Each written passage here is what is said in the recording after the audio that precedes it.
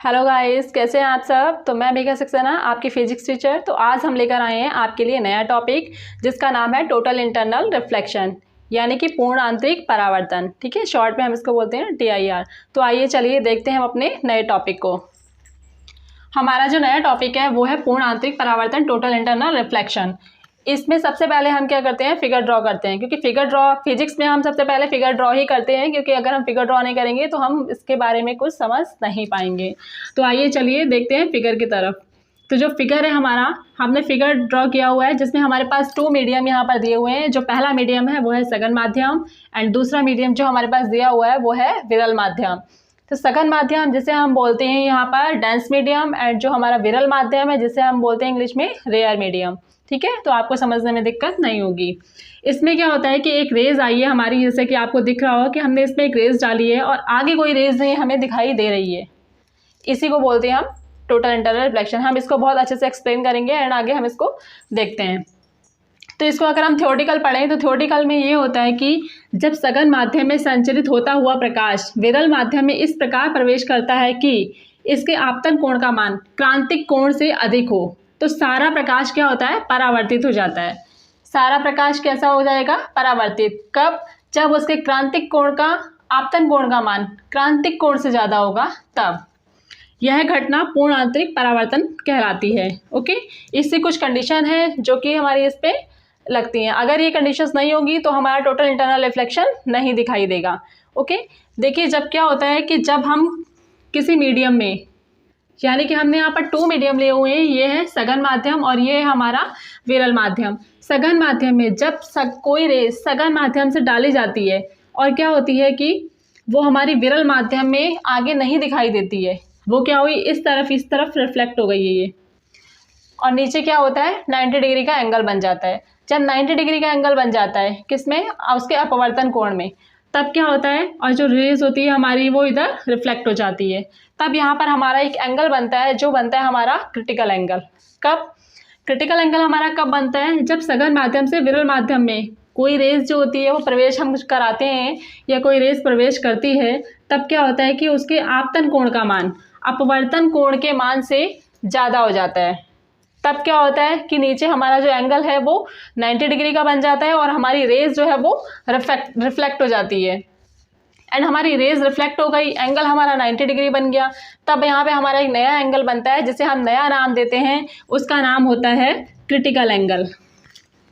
उसको हम क्या बोलते हैं, क्रिटिकल एंगल। क्रिटिकल एंगल हमारा यहाँ पर बनता है, यानी कि हम इसको अगर हिंदी में बोलें तो ये बनता है हमारा क्रांतिक कोण, जिसे हम प्रेजेंट करते हैं C से। ओके गाइस, सारा का सारा खेल जो है यहाँ पर वो इस क्रिटिकल एंगल का ही है। तो सबसे पहले हमें ये समझते हैं कि क्रिटिकल एंगल कैसे बना। तो जैसा कि हमने आपको बताया कि जब कोई प्रकाश किरण या जब कोई रेज जो होती है हमारे dense medium to rare medium में जब हम उसे प्रवेश कराते हैं, यानी कि जब वो सघन माध्यम से विरल माध्यम में प्रवेश करती है, तब क्या होता है कि उसके आपतन कोण का मान अपवर्तन कोण के मान से ज़्यादा हो जाता है और उसका जो अपवर्तन कोण होता है वो 90 डिग्री का हो जाता है। ठीक है, जब आपतन कोण का मान, यहाँ लिख देते हैं हम, जब आपतन कोण का मान यानी कि ऊपर वाले एंगल का, ठीक है, जो इसका इंसिडेंट एंगल है, आपतन कोण का मान उसके अपवर्तन कोण से ज़्यादा हो जाता है, अपवर्तन कोण से ज़्यादा हो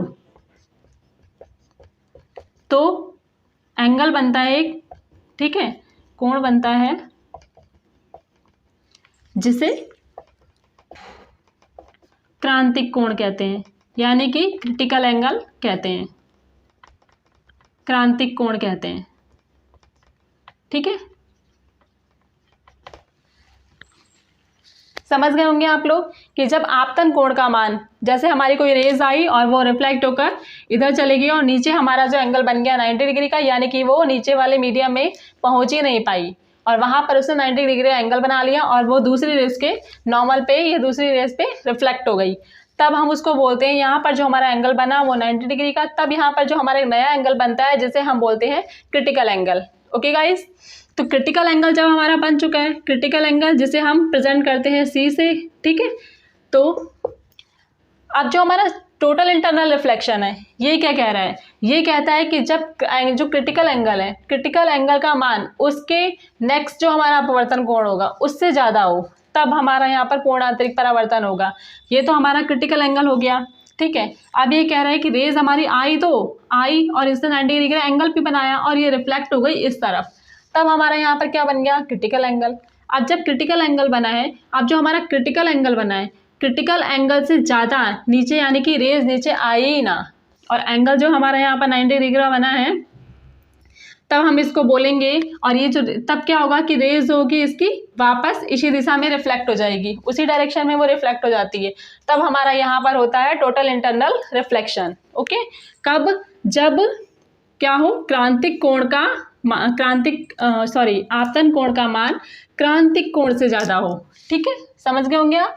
जब आपतन कोण का मान उसके क्रिटिकल एंगल, जो कि हमने अभी बताया, क्रिटिकल एंगल हमारा कब बनेगा कि जब आपतन कोण का मान अपवर्तन कोण से ज़्यादा हो, मतलब कि इस वाले एंगल का मान जब इस वाले से ज़्यादा होगा, नीचे वाले एंगल से, हमारे अपवर्तन एंगल से, तब वहाँ पर हमारा बनेगा क्रिटिकल एंगल। और जब आपतन कोण का मान क्रिटिकल एंगल से ज़्यादा होगा, तब हमारा वहाँ पर क्या बनेगा, टोटल इंटरनल रिफ्लेक्शन, यानी कि पूर्ण आंतरिक परावर्तन। तब क्या होता है कि जो हमारी रेज जो होती है वो इस तरीके से मीडियम में आई और इस तरीके से वापस नहीं निकलती है, ना ही इधर जाती है, ये इसी मीडियम में रिफ्लेक्ट हो जाती है। ठीक है, ओके गाइज, ये इसी मीडियम में वापस रिफ्लेक्ट हो जाती है, तब हम बोलते हैं उसको टोटल इंटरनल रिफ्लेक्शन। जैसा कि यहाँ पे दिया हुआ है कि आपतन कोण का मान क्रांतिक कोण से अधिक हो तो सारा प्रकाश क्या होता है, परावर्तित हो जाता है। तो यह घटना हमारी क्या कहलाएगी, पूर्ण आंतरिक परावर्तन कहलाती है। इसी कुछ कंडीशन है कि जब ये कंडीशन फॉलो होंगी तभी हमारा TIR हमें दिखाई देगा। इस कब, जब हमारा प्रकाश जो है वो सघन माध्यम से विरल माध्यम की ओर गतिमान होना चाहिए, यानी कि हमारा मीडियम जो है वो हमारा dense medium to rare medium आना चाहिए। ओके गाइस, एक कंडीशन तो हमारी ये हो गई। एंड नेक्स्ट कंडीशन हमारी ये हुई कि आपतन कोण का मान जो है वो जो डिफरेंट मीडियम्स थे उनमें क्रांतिक कोण से ज़्यादा होना चाहिए, क्योंकि कंडीशन तो मेन तो यही है कि आपतन कोण का मान अगर हमारे इंसिडेंट एंगल का मान क्रिटिकल एंगल से ज़्यादा होगा तभी हमारा वहाँ पे एंगल 90 डिग्री बनेगा, और तब क्या होगा, हमारा टोटल इंटरनल रिफ्लेक्शन। तो मेन हमारी ये दो कंडीशन है जो जो टोटल इंटरनल रिफ्लेक्शन है इसके लिए ज़रूरी होती हैं। तो क्या कौन कौन सी, ये हमने अभी आपको बता दी। तो आप इसको बहुत अच्छे से देख लीजिए एंड समझ लीजिए। एंड अब हम क्या करेंगे, इसके आगे रिलेशन पे चलते हैं कि जो क्रिटिकल एंगल का रिलेशन है वो क्या है। तो आइए, ठीक है, हमारा जो रिलेशन है पूर्ण आंतरिक परावर्तन यानी कि टोटल इंटरनल रिफ्लेक्शन में हम क्या करेंगे कि अपवर्तनांक जो उसका रिफ्रैक्टिव इंडेक्स है एंड जो उसका क्रांतिक कोण है उसमें हम क्या करेंगे, अब रिलेशनशिप देखेंगे। ओके, रिलेशनशिप का फॉर्मूला है ये इसी के ही साथ का ही है, टोटल इंटरनल रिफ्लेक्शन के साथ का, क्योंकि एग्जाम में जिस तरीके से आता है कि टोटल इंटरनल रिफ्लेक्शन क्या है एंड इसकी relation between the refractive index, तो अब हमें वहाँ पे इस तरीके से पूरा सॉल्व करना होता है। तो हमारा फिगर वही रहेगा एंड इसमें क्या होता है कि हमने मीडियम लिए हुए हैं, यानी कि हमारा मीडियम 1 एंड मीडियम हमारा 2, दो मीडियम हमारे पास लिए हुए हैं। ठीक है, तो मीडियम 1 से मीडियम 2 में हम क्या करेंगे, सबसे पहले हम इसमें क्या करेंगे, स्नेल लॉ, जो स्नेल लॉ हमने लास्ट में पढ़ा था, जो हमने रिफ्रैक्टिव इंडेक्स वाला यानी कि प्रकाश का अपवर्तन वाले टॉपिक में हमने स्नेल लॉ पढ़ा था। स्नेल लॉ क्या था हमारे पास, 1 and 2 इक्वल्स टू का साइन आई अपॉन साइन आर, यानी कि उसका इंसिडेंट एंगल अपॉन में उसका रिफ्लेक्टेड एंगल। ओके, तो जो हमारा स्नेल लॉ है वो क्या है, साइन आई अपॉन साइन आर, ये हमारा लॉ होता है पूरा, जो कि हमने लास्ट में पढ़ा है एंड आपको लर्न होगा। तो हम क्या करते हैं इसमें, अब जो हमारा प्रूफ हुआ है यहाँ पर कि क्या हुआ है कि हमारा जो आई है वो क्रिटिकल एंगल हो गया है एंड जो उसका रिफ्लेक्टेड एंगल था आर जो है हमारा वो 90 डिग्री शो हो रहा है। ये दोनों कंडीशन हमें यहाँ पर दिखाई दे रही है। आई जो था हमारा वो क्रिटिकल एंगल दिखाई दे रहा है एंड जो उसका आर है वो हमें 90 दिखाई दे रहा है। तो अब हम क्या करेंगे, जो आई और आर की जो वैल्यू आई है हम उन दोनों को इस इक्वेशन में पुट कर देंगे, यानी कि हमारा I equals to C, R equals to 90, हम इन दोनों की वैल्यू को उठाकर sine I upon sine R equals to का 2n1 में हम क्या करेंगे, पुट कर देंगे। ठीक है, तो 2n1 इक्वल्स टू क्या हो जाएगा, साइन सी अपॉन साइन 90। ओके, तो साइन 90 की वैल्यू कितनी होती है, साइन 0 0 एंड साइन 90 कितना होता है 1। ओके, बाय ट्रिग्नोमेट्री आपको ये वैल्यू लर्न होंगी। तो साइन सी अपॉन साइन 90, साइन 90 की वैल्यू होती है हमारे पास 1, तो ये क्या हो जाएगा हमारे पास पूरा कितना आ गया, साइन सी। ओके, अब क्या बचा हमारे पास कि 2 and 1 अपॉन का 1 and 2 इक्वल्स टू का 1 अपॉन साइन सी। आपको लग रहा होगा कि 1 अपॉन साइन सी कैसे आया, ये इसकी पूरी वैल्यू आ गई है। तो 1 अपॉन एन 2 इक्वल्स टू का 1 अपॉन साइन सी। तो अगर हम साइन सी इसको लिखेंगे, साइन सी ऊपर चला जाएगा एंड 1 and 2 हमारा इस तरफ आ जाएगा। तो हमारी ये कंडीशन इस तरीके से होती है कि साइन सी इक्वल्स टू क्या होता है 1 अपॉन एन 2। ओके, तो ये पूरा इसका रिलेशनशिप है। तो हम इसको इस तरीके से भी लिख सकते हैं 1 and 2, यानी कि हमारा ये तो पूरा मीडियम ही हुआ। मीडियम में हमारा 1 and 2 भी हो सकता है एंड इसको हम एन भी लिख सकते हैं। इसका मतलब तो यही हुआ ना कि first medium to second medium, इसीलिए तो हमने ये लिखा है। ठीक है, तो हम इसको सिर्फ एन भी लिख सकते हैं एंड ये हो गया हमारा N equals to 1 upon sine C. इस तरीके से हमारा ये पूरा क्या हो गया, रिलेशन प्रूफ हो गया है। ओके, तो हमारा जो TIR में TIR और हमारा क्या है रिफ्रैक्टिव इंडेक्स में हमारा रिलेशन, अपवर्तनांक और क्रांतिक कोण में संबंध। तो आप इसको देख लीजिए एंड अच्छे से समझ लीजिए। Okay, and this is a important topic for exam. तो अब हम चलते हैं अपना नेक्स्ट टॉपिक, जो हमने आपको बताया था कि अब हम उसके बाद लेंसेज टॉपिक स्टार्ट करने वाले हैं। तो आइए, ओके, तो लेंस टॉपिक पे हम बात करते हैं कि आखिर ये लेंसेज जो होते हैं वो होते क्या हैं। तो लेंस हमारा एक टाइप का होमोजीनियस एंड ट्रांसपेरेंट मीडियम होता है, जिससे क्या होता है कि हमारी कोई भी रेज आती हैं एंड तो वो क्या होती हैं नेक्स्ट मीडियम में आगे पार हो जाती हैं।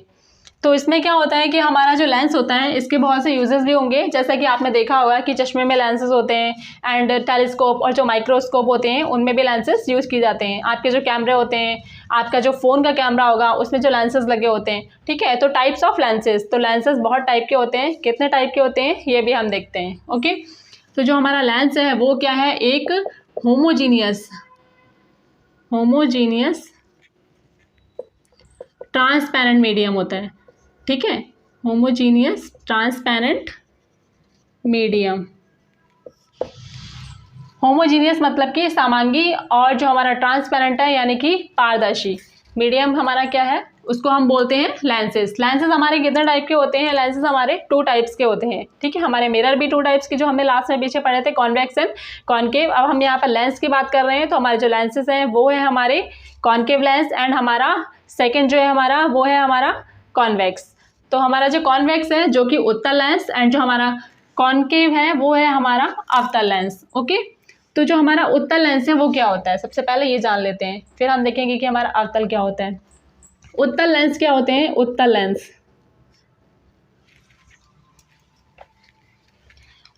लेंस के बारे में हम देखेंगे। उत्तल लेंस हमारा कैसा बना होता है, ऐसा। ठीक है, और जो हमारा नेक्स्ट है अवतल लेंस, पहले उत्तल के बारे में पढ़ लेते हैं। जो हमारा उत्तल लेंस है वो ऐसा बना होता है। तो उत्तल लेंस की हमारी खासियत क्या होती है कि ये बीच में मोटे और किनारों पर कैसे होते हैं, पतले होते हैं। ठीक है, इसका जो ये वाला पार्ट होता है, बीच वाला पार्ट, ये कैसा होता है हमारा मोटा, और जो हमारा ये साइड वाला पार्ट होता है ये होता है हमारा पतला। एंड इसी के अपोजिट में हमारा जो अवतल लेंस है, अवतल लेंस की शेप होती है ये। ठीक है, ये लेंस, ये क्या होते हैं कि ये बीच में कैसे होते हैं, पतले, और किनारे पे कैसे होते हैं, मोटे। तो हम इस तरीके से लिखते हैं कि जो उत्तल लेंस होते हैं हमारे वो बीच में मोटे और किनारों पर पतले होते हैं, एंड जो हमारे अवतल लेंस होते हैं वो हमारे बीच में पतले और किनारों पर मोटे होते हैं। अवतल लेंस को हम क्या बोलते हैं, डाइवर्जेंट लेंस भी बोलते हैं। ओके, यानी कि अपसारी लेंस, इसको हम बोलते हैं अपसारी लेंस। अपसारी लेंस यानी कि डाइवर्जेंट, ये क्या करता है कि जो हमारी रेज आती है उनको क्या कर देता है, डाइवर्ट कर देता है, यानी कि उनको बहुत सी रेज में फैला देता है। तो जो हमारा उत्तल लेंस होता है ये क्या करता है, उत्तल लेंस इस टाइप से बना हुआ होता है, और इस पे अगर हटा देते हैं, इसको समझ में नहीं आएगा, अच्छे से एक्सप्लेन यहाँ कर देते हैं। उत्तल लेंस जो होता है वो बीच में मोटा और किनारों पर पतला, तो इससे जो रेज आती है हमारी इस टाइप से, आपने देखा होगा कि जो हमारी रेज होती हैं ऐसे आती हैं। तो ये क्या करता है कि हमारी जो नेक्स्ट इस पे पॉइंट्स पे आकर ऐसे एक पॉइंट पे आकर ऐसे मिलती हैं। तो ये क्या करता है कि जो सारी रेज होती हैं उनको एक पॉइंट पे जाकर दिखाता है। ये हमारा कौन सा हुआ, उत्तल लेंस। एंड हमारा जो अवतल लेंस था ये इस टाइप से जो बना हुआ था, ये क्या करता है कि जो हमारी रेज आई हैं इस तरीके से, हमने आपको बताया था कि जो अवतल लेंस में हमने जो सबसे पहले अवतल मिरर में पढ़ा था कि जो हमारी रेज होती हैं वो रिफ्लेक्ट हो जाती हैं, तो वही कंडीशन यहाँ पर है कि जो हमारी रेज इस तरीके से आई तो ये क्या करता है, इन सारी रेज को इस तरीके से ये पोल तक जाती हैं और ये इस तरीके से रिफ्लेक्ट होती हैं पीछे की तरफ, ठीक है। तो जब ये ऐसे पीछे की तरफ रिफ्लेक्ट होती हैं तो ये क्या करता है, सारी रेज को ऐसे ऐसे फैला देता है, ऐसे ये सारी रेज हमें ऐसी फैली हुई दिखाई देती हैं, ऐसी। इसका मतलब कि जो हमारी रेज हैं वो एक पॉइंट्स पे, इसका मतलब क्या हुआ कि ये एक पॉइंट से हमारी सारी रेज जो होती हैं वो हमारी ऐसे रिफ्लेक्ट होती हैं, रिफ्लेक्ट कर देता है। ओके, इसका मतलब कि ये हुआ हमारा, ये सारी जो हमारी रेज आती हैं उसको एक पॉइंट पे बना देता है। तो ये हमारा कौन सा हुआ, उत्तल लेंस।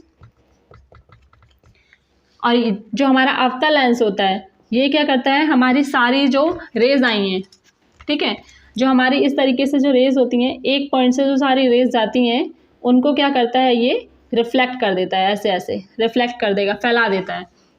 तो ये हमारा कौन सा हो गया यहाँ पर, अवतल लेंस। ओके, इसलिए हम इसको बोलते हैं डाइवर्जेंट लेंसेज।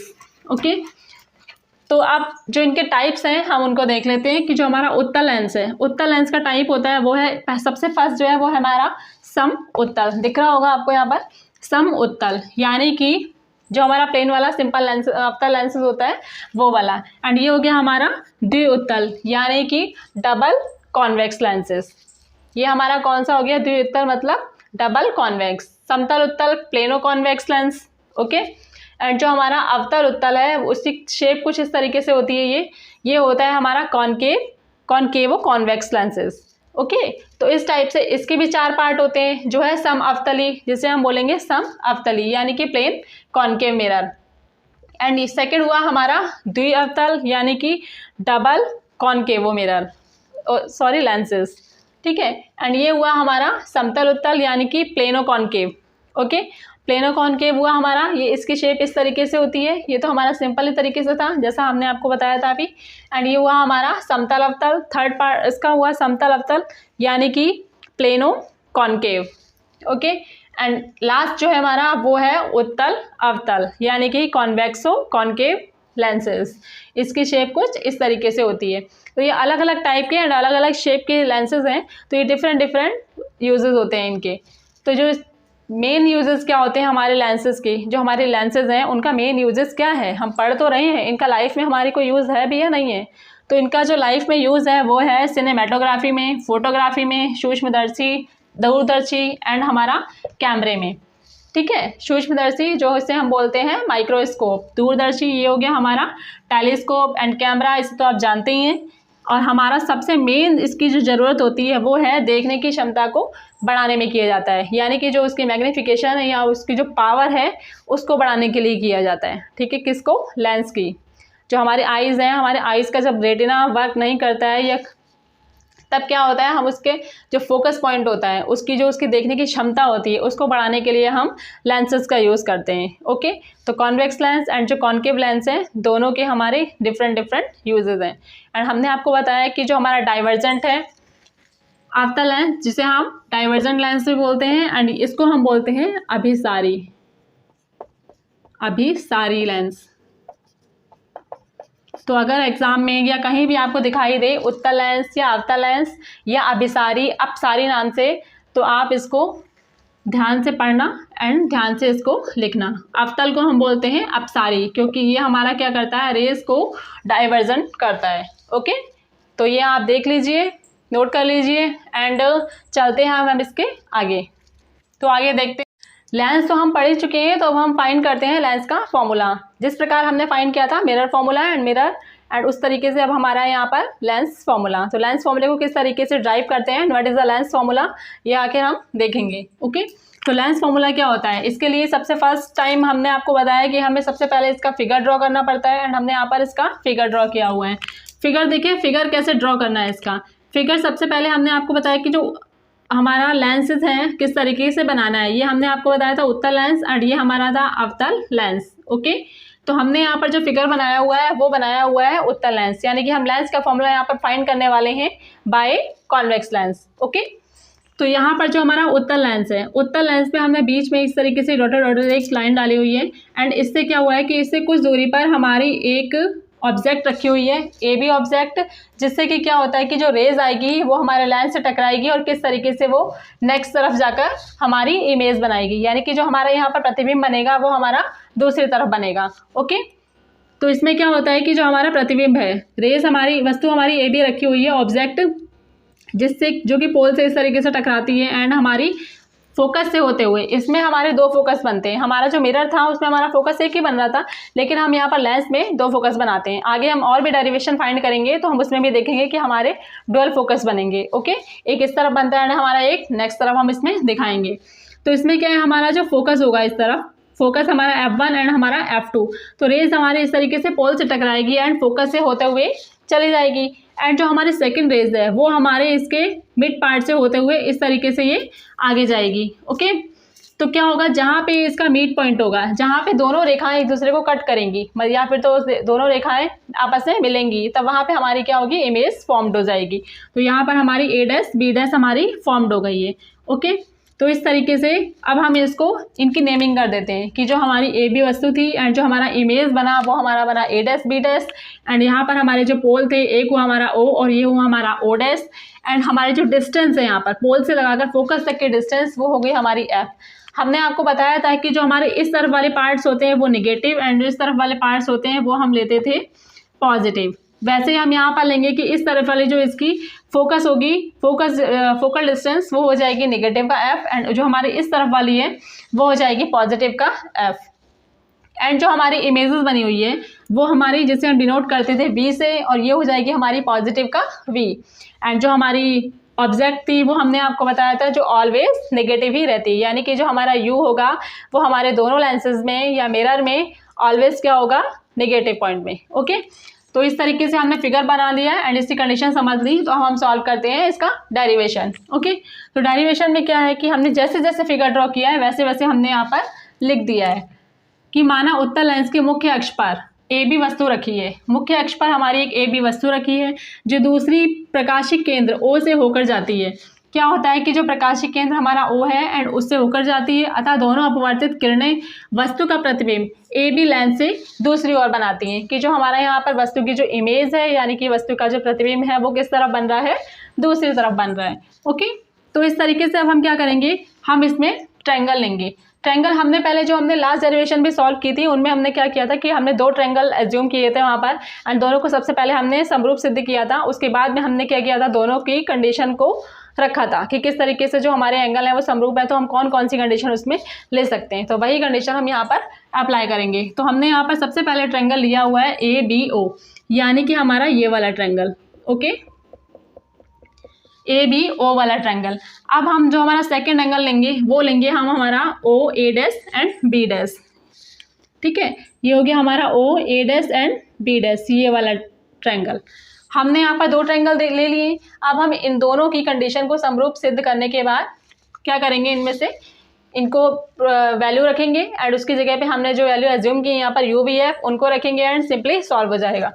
तो ये हो गया हमारा, हमने यहाँ पर ए बी ओ लिया है एंड हमारा ओ ए डैश बी डैश। तो हमें यहाँ पर कौन सी कंडीशन पैरेलल दिखाई दे रही है, एक तो हमें ये दिख रहा है कि ए बी अपॉन का ए डैश बी डैश हो जाएगा एंड जो हमारा बी ओ है वो हमारा ओ डैश, ये हमारे इक्वल दिखाई दे रही है।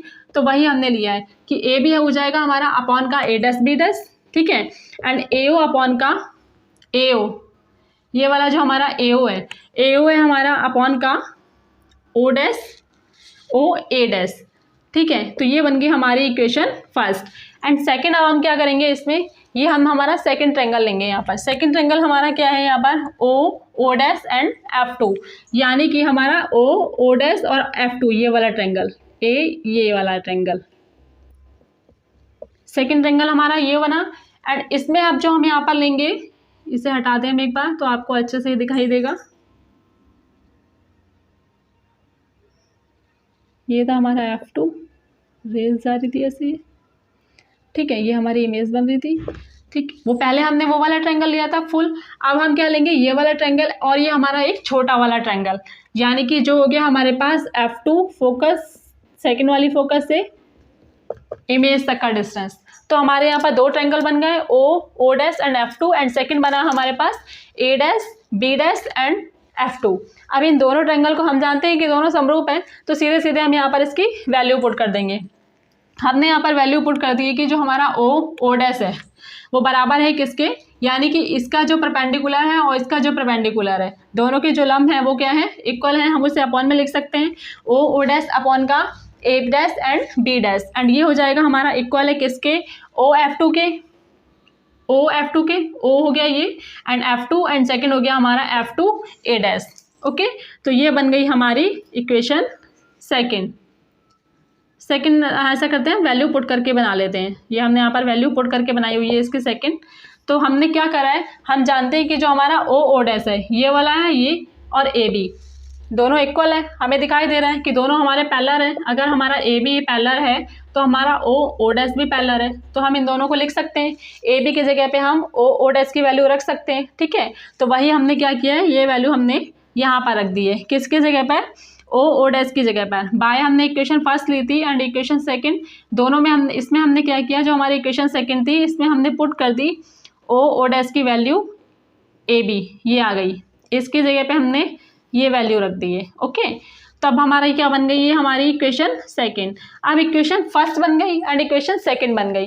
अब इन इक्वेशंस में हम क्या करेंगे, दोनों इक्वेशंस के हम कंपैरिजन कराएंगे। ओके, जब हम कंपैरिजन कराएंगे तो वहाँ पर हमें जो सेम चीज़ दिखाई देगी वो तो हमारी कॉमन हो गई, एंड दो जो हमारी डिफरेंट होगी उनको हम लिख लेंगे और इसमें हम उसकी वैल्यू पुट करेंगे। तो अब हम क्या करेंगे, दोनों की कंपैरिजन करने पर, कंपैरिजन जब हम यहाँ पर करेंगे तो ये हो जाएगा हमारा ए ओ अपॉन का ओ ए डैश, क्योंकि हमारा ए बी डैश बराबर है इसके, हमारा ये भी हो गया ए बी डैश, तो ये तो बराबर ही है।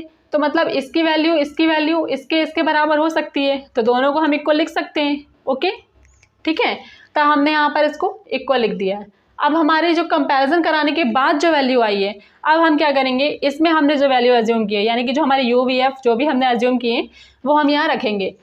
तो अब हम क्या रखेंगे कि जो हमारी ए ओ है, ओके, जो हमारा ए ओ है, फिगर में देखिए हमारा ए ओ की वैल्यू क्या है, ए से लगाकर ओ तक की डिस्टेंस, यानी कि हमारी यू हमारी ऑब्जेक्ट की डिस्टेंस हो गई पोल से, तो यू हमारी कैसी है, निगेटिव है, यू हमने निगेटिव रख दी।